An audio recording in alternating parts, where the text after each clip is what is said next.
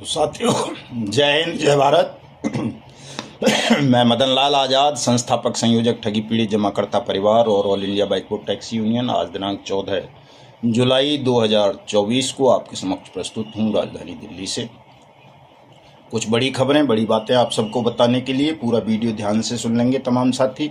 जिन साथियों ने अभी तक हमारे चैनल को सब्सक्राइब नहीं किया है उसे सब्सक्राइब जरूर कर लेंगे, ताकि आप सबको घर बैठे अपडेट मिलती रहे और आपके भुगतान का मार्ग मिले।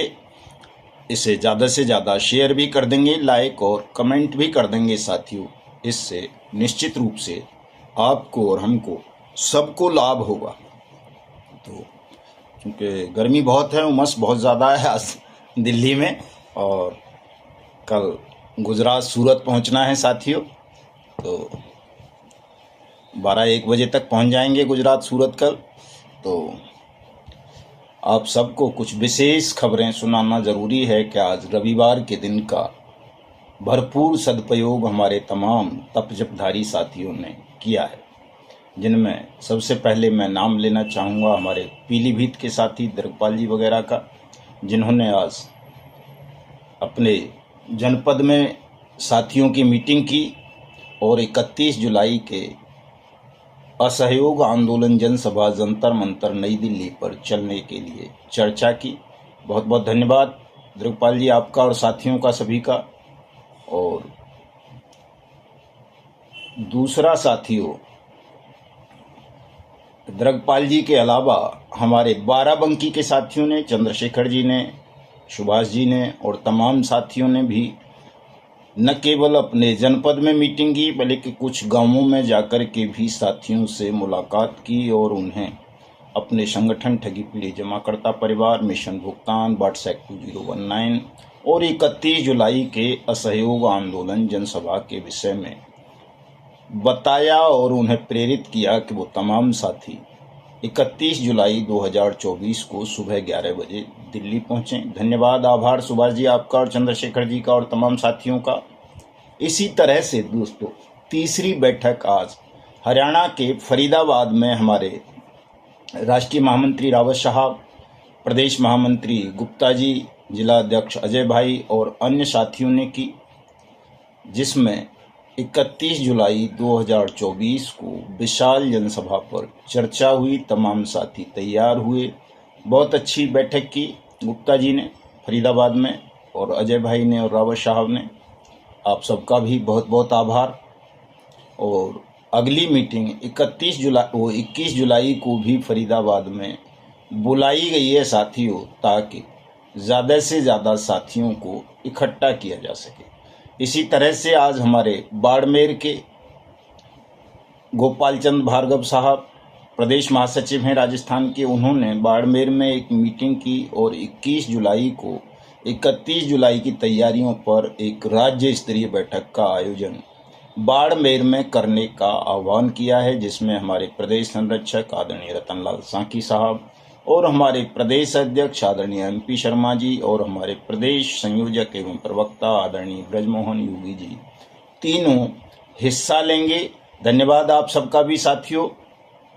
इसी तरह से एक बहुत बेहतरीन मीटिंग आज अलवर में भी हमारे राजेंद्र सेन साहब और अन्य साथियों ने की, और जिसमें बड़ी से बड़ी संख्या में 31 जुलाई को दिल्ली जंतर मंतर आंदोलन में आने का शपथ दिलाई गई। साथियों को आपका भी बहुत बहुत आभार, धन्यवाद। इसी तरह आज चित्तौड़गढ़ में साथियों हमारे दिलीप सुराणा साहब और दूसरे साथियों ने राजस्थान के उप मुख्यमंत्री प्रेमचंद जी बैरवा को ज्ञापन सौंपा।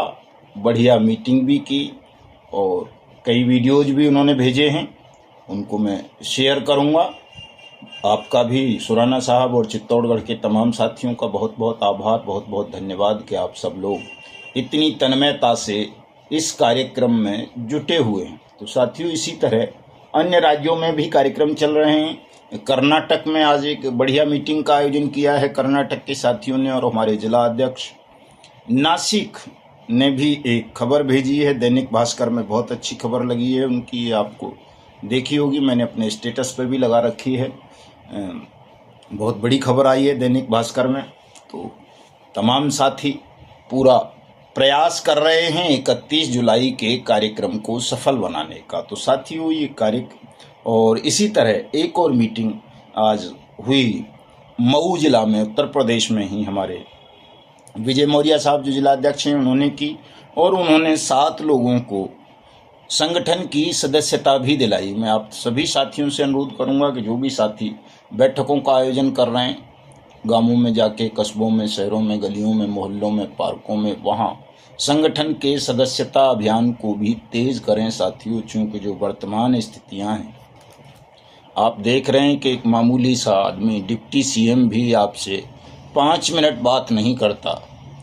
सांसद भी कई अपने निजी सचिवों को बोल देते हैं आप बात कर लो, जिनकी औकात कुछ नहीं होती। सच्चाई ये है साथियों। लेकिन चूंकि हम कमज़ोर हैं, हमारी स्थिति अभी ऐसी नहीं है कि हम किसी डिप्टी सीएम या प्रधानमंत्री का ठीक से घेराव कर सकें और उसको तब तक ना निकलने दें जब तक वो हमारी पूरी बात ना सुन ले।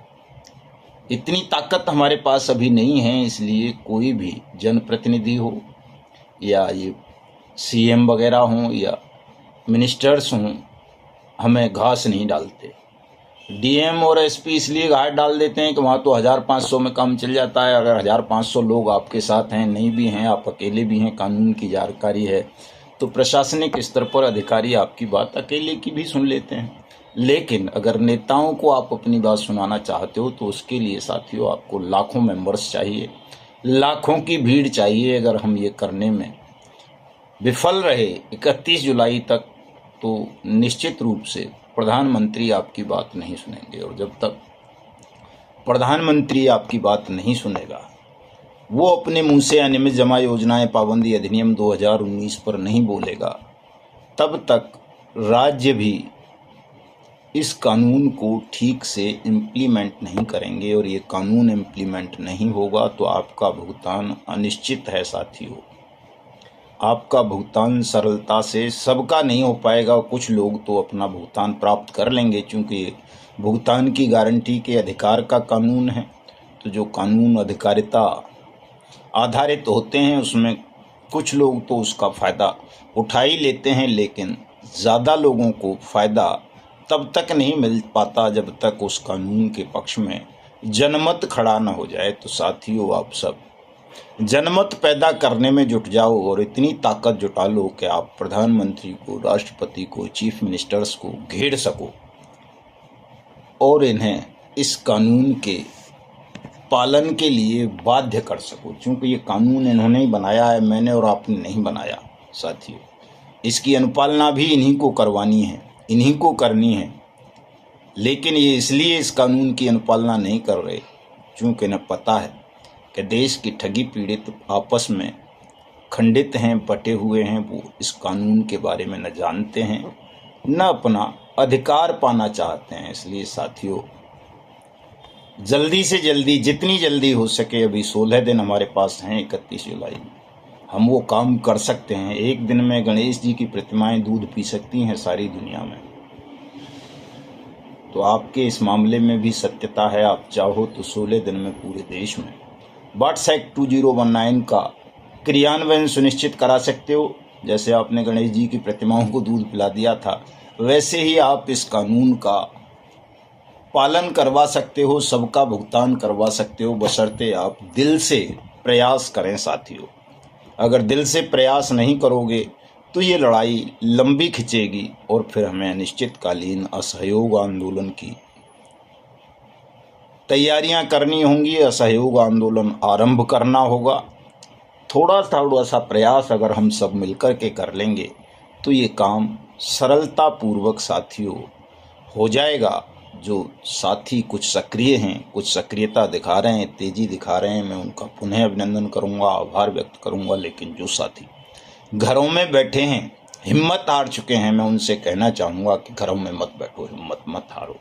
हम लड़ाई के उस मुकाम पर पहुँच चुके हैं कि और थोड़ा सा भी प्रयास कर लेंगे तो सबका भुगतान सुनिश्चित हो जाएगा, सबको सुरक्षा मिल जाएगी।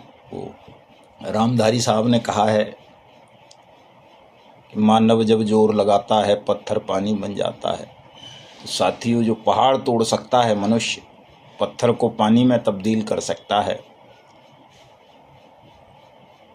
तो आपके मार्ग में जो भी बाधाएं आ रही हैं, उनको भी, विघ्नों को, बाधाओं को हम जल्दी हटा देंगे। हिम्मत मत हारिए, उत्साह के साथ इस आंदोलन में जुट जाइए। 31 जुलाई को कम से कम 1 लाख साथी जंतर मंतर पर लाने का संकल्प लो, ताकि कोई प्रधानमंत्री, कोई नेता विपक्ष, कोई चीफ मिनिस्टर, कोई सांसद, कोई विधायक, कोई डीएम, कोई एसपी आपके इस गंभीर विषय की, आपकी इस न्यायपूर्ण मांग की उपेक्षा ना कर सके, आपका अपमान ना कर सके। स्थितियां बहुत विस्फोटक हैं, मैं भी जानता हूं, आप सब भी जानते हैं, लेकिन इन तमाम चीज़ों पर अभी नियंत्रण पाया जा सकता है।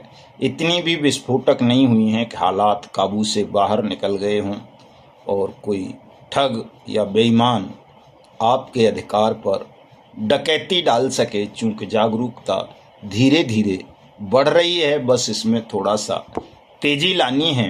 तो साथियों, तमाम साथी परिश्रम करें, ईमानदारी के साथ करें, निश्चित रूप से आप सबका भुगतान होगा, सुरक्षा मिलेगी, आपको विजय मिलेगी। संभव हुआ तो कल शाम को गुजरात के सूरत से आपसे मुलाकात करेंगे। जय हिंद, जय भारत साथियों।